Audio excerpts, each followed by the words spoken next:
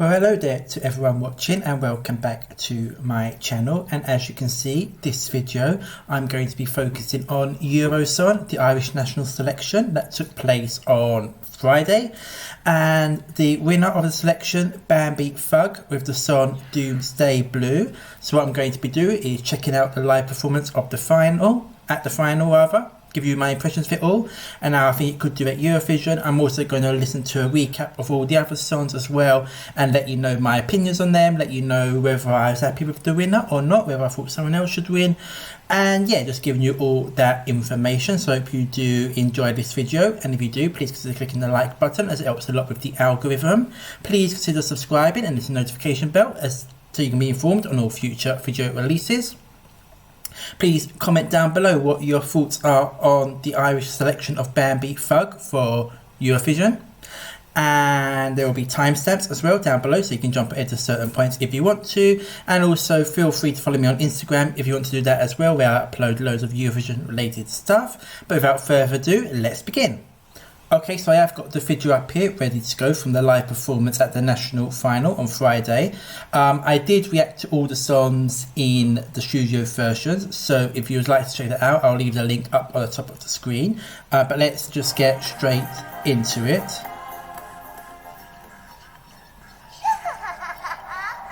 And what you do notice obviously straight away is the very clear staging and styling idea that Bambie has.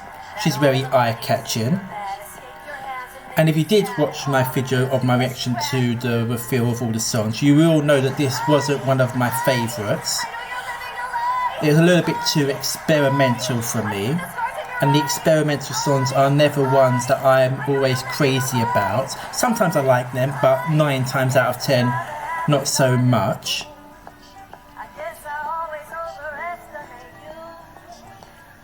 She's got, they have got very good vocals here in the song. I do like these moments here. I've got quite a bluesy, jazzy vocal going on there. But now we get into these parts and it does feel very mishmashed. Bambie themselves did say during the interviews that they do like to take different genres and just sort of put them together, and I can see that here. And whilst it probably does work for some people, for me it doesn't really work quite so much, because it kind of takes away my ability to get into the flow of the song, if that makes sense.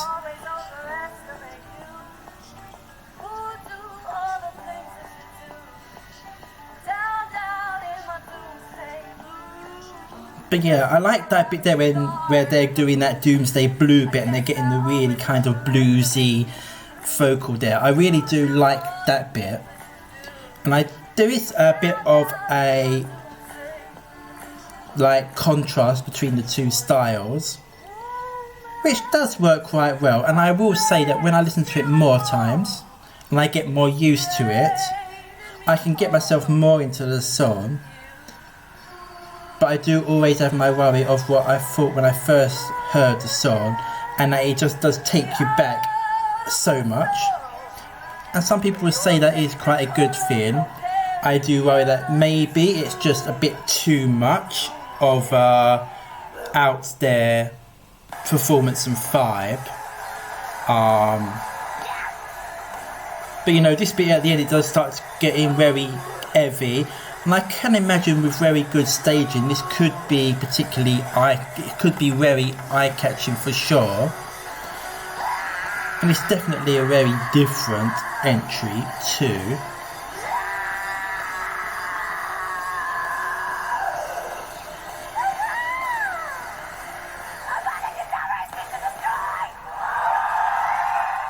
So yeah, as I was saying there during that reaction, it is very eye-catching, it does get your attention.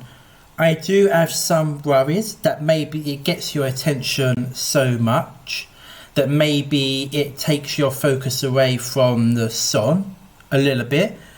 You know, maybe it kind of it gets your attention, but then maybe you're spending the old time working out what exactly is going on, what do I think of this, and all of that. And then before you know it, the song is actually finished and you haven't really been able to get a grasp of it yourself.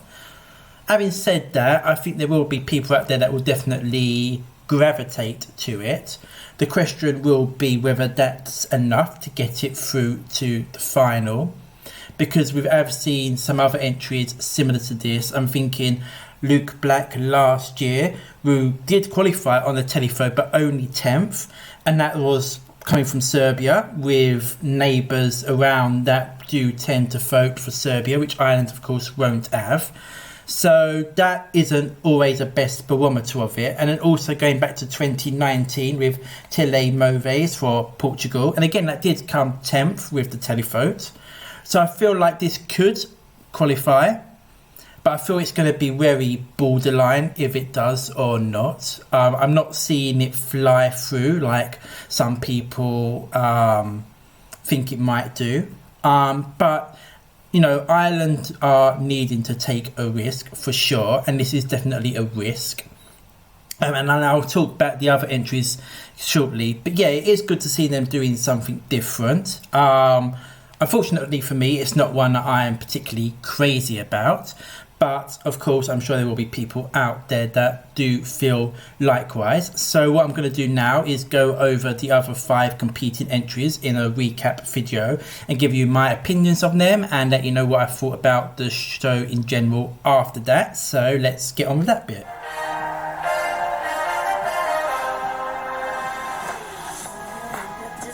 So first up on the night we had Isabella Kearney with Let Me Be The Fire. So when I first heard all the songs in studio version, this was the one that I would probably say was my favourite. It's kind of more in my vein of music style, and I liked the vibe it was giving. I was fully aware that it was very safe and it probably wouldn't do all that much at Eurovision. And unfortunately, the live performance did really lack some sort of fire and power there. It all was very nice and sweet, but yeah, nothing about it particularly stood out. So this did drop down my standings a bit, or a fair bit, based on the live performance. I do still like the song, but yeah, I'm not surprised that it was the one that finished last in the selection.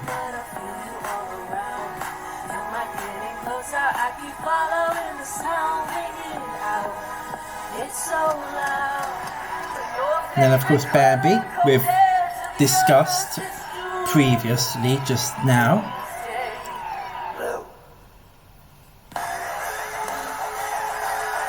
I think it'd be very interesting to see what clip they use at Eurovision for the recap for Bambie, because that could be very important in deciding whether people, their memory connect with it or not when it comes to the voting. So it'll be very interesting to see what bit they choose for that.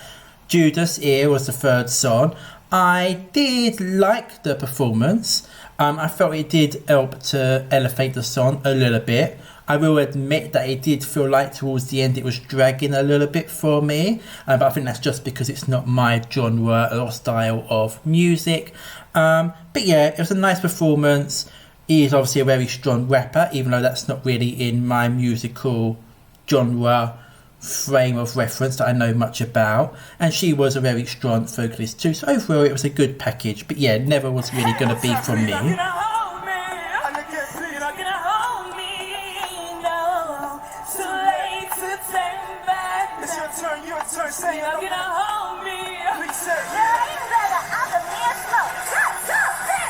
So Go Tobon, or Go Tobon.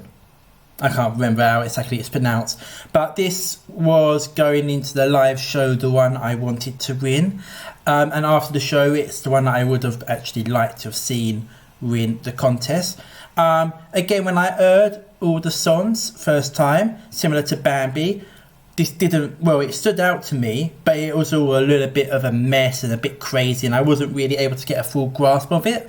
But then after, it's kind of the one that stuck with me. And like, I really do like the infectious beat of it and the Celtic flavour. I like that it had the Irish in the song as well. And I think it's a shame that we're not getting to see Irish at Eurovision. We've only seen it once back in 1972, so I really do hope we do get it at some point. But yeah, this was the one I would have preferred to have seen win. I feel for me, out of two alternative entries, this and Bambie, I feel this one's just that slightly little bit more accessible, maybe, for a general viewer. I think Bambie is very niche, whereas this is perhaps, you know, some people can perhaps get into it a little bit more. And like I said, I would have just liked to have seen the Irish at Eurovision.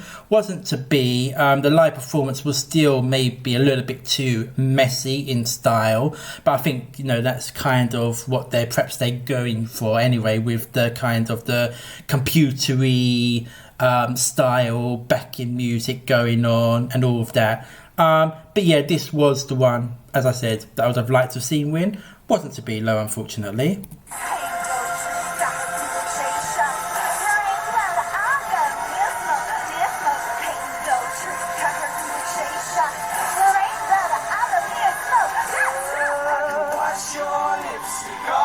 Okay, so next in line, obviously the Louis Walsh Band. Studio version, I do actually like this. I feel people were being overly harsh on it. The live performance, however, was quite lacking. The vocals weren't terrible, but they weren't the best. But I thought what I feel for me was the biggest issue here was there just wasn't really any charisma or stage presence or connection between them at all, which is a little bit surprising coming from a Louis Walsh Band. He normally does have at least the performers that are able to kind of connect with each other, whereas this all felt a little bit disjointed. Very interesting that the international jury gave this 12, and then of course the national jury gave it 2, so I feel the national jury were definitely on the wavelength of wanting to go for something a little bit different this year.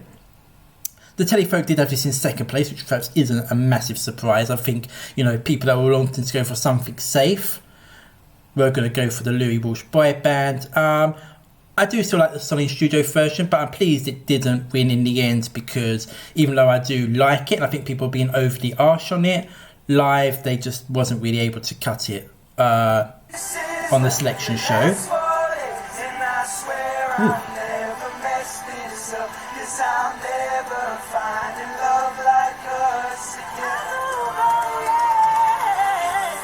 And then Erica there at the end, she was the favourite on the bookies going into the live show, and I think a lot of people were worried that she was going to win. I do like the song, but my issue was the song was always that it's just similar to Isabella. It doesn't really go anywhere or do anything that makes you want to pick up the phone and vote for it. And I think that kind of came out in the Telefolk, where it came fourth, which I think people were a little bit surprised about. She gave a good performance. Vocally, she was on it for the most part, although there was a couple of iffy notes there. But yeah, in the end, you know, I feel like Ireland were probably only left with 2 choices to go with, which were the 2 of the riskier entries, Bambie and Ailsa. And yeah, everything else was just a little bit too nice. But yeah.